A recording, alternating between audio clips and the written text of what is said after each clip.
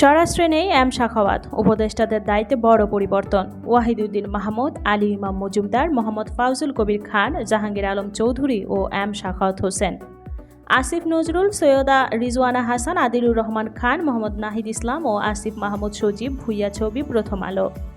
নতুন 4 উপদেষ্টার শপথ নেওয়ার পর অন্তর্বর্তী সরকারের উপদেষ্টাদের দায়িত্বে বড় পরিবর্তন আনা হয়েছে।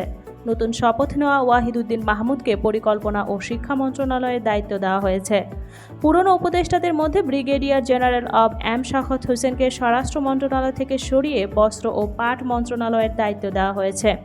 তার জায়গায় lieutenant general of Jahangir Alam চৌধুরীকে স্বরাষ্ট্র মন্ত্রণালয়ের দায়িত্ব দেওয়া হয়েছে। জাহাঙ্গীর আলম চৌধুরী স্বরাষ্ট্রের সঙ্গে কৃষি মন্ত্রণালয়ও সামলাবেন। নতুন উপদেষ্টাদের মধ্যে আলী ইমাম মজুমদারকে প্রধান উপদেষ্টার কার্যালয়ে সংযুক্ত করা হয়েছে। মোহাম্মদ ফাউজুল কবির খানকে বিদ্যুৎ, জ্বালানি ও খনিজ সম্পদ মন্ত্রণালয়ের পাশাপাশি